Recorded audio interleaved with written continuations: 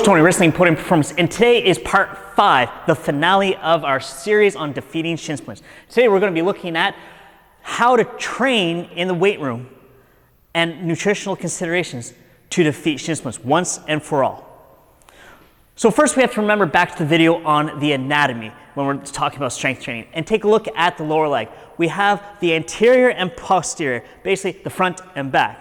On the back of the lower leg, we have the big old calf muscle, and then on the front, we have your tibialis anterior.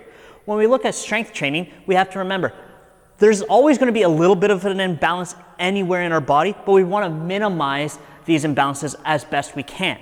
In the lower leg, that imbalance is going to be the greatest pretty much anywhere in the body, just because of the muscle mass involved. The calf is much bigger than your tibialis anterior. Just your Achilles tendon is basically the same size as the tibialis anterior, just so that you get the picture here. Remember, the calf's job is to lift your heel off the ground, whereas the tib ant's job is to lift the forefoot or pull your toes up off the ground. So while I've just reviewed a little bit of the anatomy, we also have to take a look at what is the function or action involved and why is there going to be an imbalance. One reason why there's this massive imbalance is your calf is lifting up basically your entire body weight, so it needs to be much bigger. Whereas the tib ant is only lifting up the weight of your foot, very little. But because as we're training, as we're running, walking and whatnot, the repetitive stress of lifting up your foot for every step is what ends up leading to an overuse injury that then leads into shin splint. Now, when we're talking about training specifically, a lot of times when we go to the gym, we're going to either intentionally train the calves, or if we're running, we unintentionally train the calves. What do I mean by this? At the gym, you go, you do your standing or your seated calf raises, so you're specifically targeting the calves. When you're running, every time you run, every time you toe off, basically you launch yourself into the air with each step, you're training the calf explosively in a way here. But we very rarely train the tibialis anterior. It's one of the most neglected muscle groups in the body. Now, there's zealots out there who are going to tell you all you have to do is do tib ant raises and it's going to cure all of your issues. That's a load of hogwash. It doesn't. But we can minimize the risk of tibialis anterior injuries, or in this case, shin splints specifically, by directly training the tib anterior specifically. How do we do that? Well, remember, the job of it is to just lift up the forefoot, lift up your toes off the ground. There is a device that is actually made, but is very rarely seen in commercial and even private studios, because not many gym owners are going to spend $400 to $1,000 on a piece of equipment that's very specific to a muscle group that is very massively neglected and has only one use. So as you can see here, it's made, this one is the Atlantis model, for example, and all you do is you slide your foot in and you lift your toes up. Literally the only thing that you do here. That's one of the reasons why it's very rarely purchased by a lot of gym owners and by commercial gyms.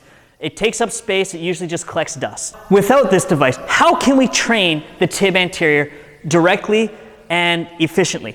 One of the easiest ways to do it is do some heel walks. But what are heel walks? It's literally just walking around on your heels with your toes pulled up off the ground. You're not going to be taking the same size steps that you would normally take. You're going to take fairly short steps. I would suggest you start out by walking 25 meters at a time, roughly 30 seconds, and you work up to doing this for, say, 100 meters or about 2 minutes. One of the issues you're going to run into with this is because you're in a static isometric hold of keeping everything in place with your toes off the ground, you're going to get a burning sensation fairly quickly and it's going to become difficult. Not to mention, let's be honest, if you walk around like this for a long duration of time, you're going to look and feel stupid. We don't want you to be doing that for long periods of time. We want it to be specific for a goal of reducing the risk of shin splints, improving the strength and endurance of the tibialis anterior. So that's why I say 25 meters, 30 seconds, working up to 100 meters or about 2 minutes. As you go over this type of distance, you do multiple repetitions of it, do sets of it. You could do it a couple times a day, and you're going to increase the strength and endurance of the muscle. What this then allows you to do is every time you're pulling the toes up off the ground, you're a little bit more efficient at it. Not to mention that in that shortened range, the muscle itself is going to be specifically stronger there. And a lot of people end up over time losing some of the strength in that end range, in the fully contracted position of the tibialis anterior. Just think, sit there and pull your toes up off the ground and hold it for 10 seconds. Just really try to pull them up as hard as you can. You're already going to start to feel a burning sensation there, and that's just a short little time period. Now, going back into the gym specifically, I would always recommend anywhere from 8 to 15 repetitions. I've personally found to be the most effective for athletes and non-athletes alike in terms of the rep range that is going to be best for improving the strength and strength endurance of the tibialis anterior. And for those who already have had shin splints, it has reduced the severity and even eliminated them in as little as, I'm not even kidding, in 2015, it helped to reduce and eliminate the shin splints of one soccer player in 2 weeks. So just by strengthening them up in such a short period of time, and this was once a week, boom, you start to have instant gains in this area because it's so chronically undertrained. As I mentioned before, there was that specific machine that you can get. You honestly don't need it. Another easy way that you can actually do tibialis anterior raises, which is the exercise name of any time you're specifically training that muscle, you can literally sit on a bench with your legs hanging off the edge, hold a dumbbell between your feet, and just pull the dumbbell up. Just fight gravity in this way. Do 8 to 15 reps. You can start at the lower end with a relatively light dumbbell, and you can work up to heavy dumbbells. The thing is, with the tibialis anterior, because of the function of the muscle, you do not actually want to be aiming for 1 repetition maxes with it. It doesn't serve a real purpose. What serves a purpose is working in that functional hypertrophy, and strength endurance ranges. So 8+ reps up to 15. I've personally found anytime you start to go above 15, you don't really get much from it. You're just kind of going through the motions. What are some other ways that we can specifically and directly train in this way? Well, there are specialized curl bars, or even a tibialis anterior bar that's now being made. I think Rogue makes one of them, where your heels are on the bottom rung of the bar and your toes are up underneath the top bar, so that your kind of heel is on one, toes are on the other. This way, when you pull up, you're pulling the resistance up. Further away from your ankle that the weight is held, the harder the exercise is actually going to be, so less resistance or less added load is going to be needed. So Watson also makes, I believe it's just called their power curl bar. You can see it here, and that bar is much cheaper than a lot of the tibialis anterior devices, and it allows you to be able to actually have a little bit better variability in the exercise. You can do it from different angles. Another way that you can do it is you can also be standing up straight, just like I am right now, and you can be just lifting your toes up off the ground. You can have heavier dumbbells where you resist against an isometric, or lighter dumbbells where you lift them up, or you can even do this underneath a barbell, for example, lifting it up. Something else you can do is, like where I am right now, my squat rack has a built-in twin pulley system. You can get a foot strap where you just strap it around your forefoot, so around just below where your toes are, and you can be sitting on the ground, sitting on a bench, or even standing up, and from different angles you can be doing the tibialis anterior raises, where the resistance itself is actually being directed by the pulley, so you're still fighting gravity, you've just redirected it. What this does with the different angles and the different standing seated positions is it changes where in the actual exercise is going to be the hardest. So you're training the full strength curve of the exercise. So if you're sitting with your leg straight out in front of you, the hardest point in that exercise is actually going to be the end ranges. Whereas if you're standing, the hardest point is going to be the mid-range, just because of where the hardest points in the movement from a physics point of view, where gravity has the most impact, is going to be. So in terms of the number of sets to do, always start out somewhat at, like, say 2 sets in the gym of this. Work your way up to 3, maybe 4 sets when you're doing it. You only really need to do this once a week. More than that typically gets a little hard to recover from. It might seem a little weird, but remember, every time you walk, you're using the muscle. Every time you run, you're using that muscle. So by directly training it with strength training once a week, you're giving it adequate stimulus, and I would keep the rest for this at 45 to 60 seconds. You don't really need a lot of rest, but if you start to go below 45-second rest, you're usually not going to be adequately recovered. If you're a distance runner type of person, you can get away with a little less rest, but we want it to be the most effective. So take a little bit extra rest, that 45 to 60-second rest area, so that you can have the same quality of exercise, and so that every repetition is done with intent and with execution being at the highest quality. All right, so now I'm actually going to hop into footwear as a second point here.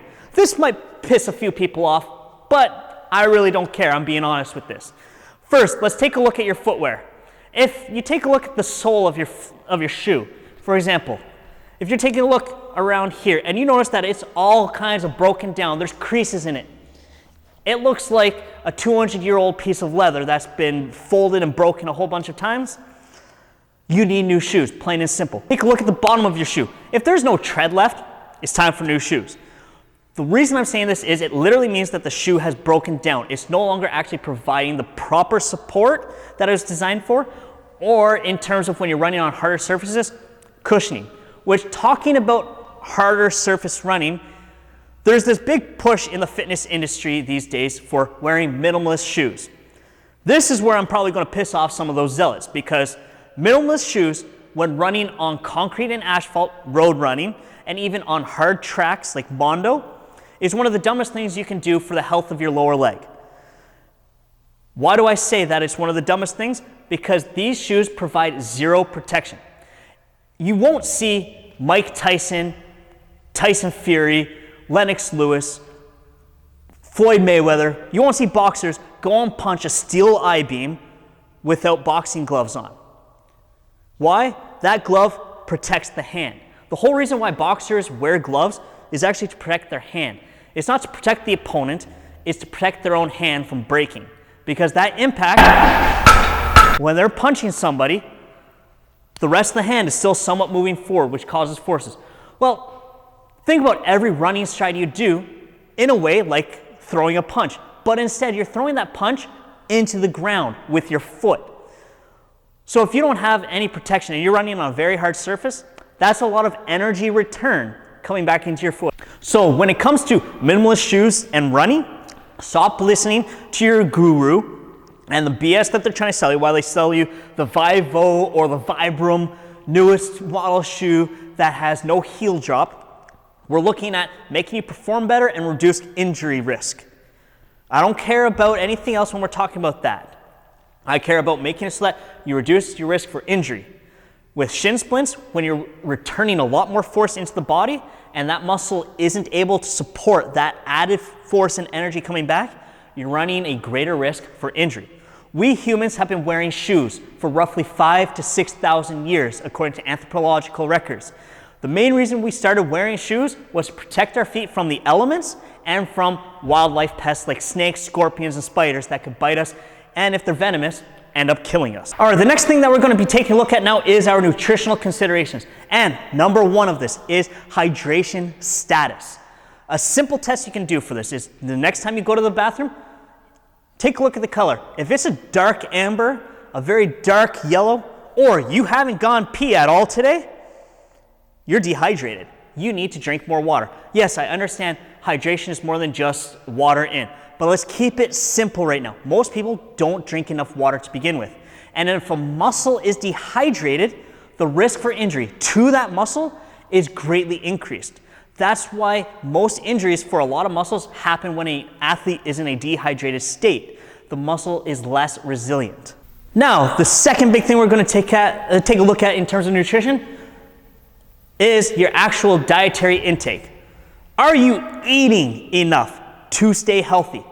A lot of athletes and people in general that I come across do not consume adequate protein. And I'm speaking specifically in terms of female athletes here. A lot of them simply don't eat enough to recover. They're put on hypocaloric diets by coaches who mean well. I put that in quotations because it's more for their own ego than the athlete themselves. And it puts the athlete in an impossible position to be able to recover. So you have to take a look. Are you getting enough protein? First thing to look at, a bare minimum 1.5 grams per kilogram of body weight, or 0.75 grams per pound of body weight. I would actually say move that up, especially if you're active and you're an athlete, to 2.2 grams per kilo, 1 gram per pound of body weight. So if you're 150 pounds, you get 150 grams of protein. If you're 200 pounds, 200 grams of protein per day. Split it up over the course of the day so that it's easier to take in. As soon as you're done training or exercising, get a shake of protein into you. If you're looking for a protein shake, take a look at ATP Labs. I have a code with them, Wrestling10, gets you 10% off. And then in terms of overall caloric intake, as I was saying, a lot of females don't consume enough. If you notice that you're lethargic, as in a little bit tired, you're not recovering, you're sore longer than you should be, eat. I'm telling you right now, go eat a high protein meal that also has carbs and fats in it. Make it simple. Chicken, rice, broccoli. Make sure that you're not trying to cut all the fat off the chicken. Actually, go have a steak or a burger even. Why? You're gonna get some good fat in there. You're gonna get a good high caloric intake, especially if you're doing this post-exercise and your body's demanding those nutrients to be able to recover. And now, our final thing to take into consideration for preventing shin splints in terms of training, recovery, sleep. Sleep is when you actually recover. All the food you take in helps. Your training helps, but if you're not sleeping enough, you cannot recover optimally. The National Sleep Institute recommends 7 to 9 hours of continuous sleep. So I say, get 7 to 9 hours of continuous sleep.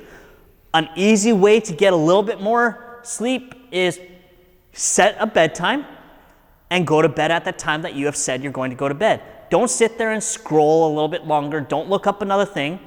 Try to get to bed before midnight, and then when your alarm goes off, get up when your alarm goes off. So over the course of this series, we've covered the anatomy, the causes of shin splints, commonly misdiagnosed medical issues, and now we've summed it all together in how to actually prevent them, rehab them, and defeat shin splints once and for all, so that you don't have to suffer from what is a preventable injury that we really shouldn't be getting. So these are the training, nutritional, and other considerations in how to not just prevent shin splints, but also to rehab them and stop them dead in their tracks before they become an injury that stops you from chasing after your goals and your dreams athletically or recreationally. If you have any questions, please leave a comment below. Remember to like this video and subscribe to the channel. Coach Tony, Wrestling Putting Performance. Embrace your potential.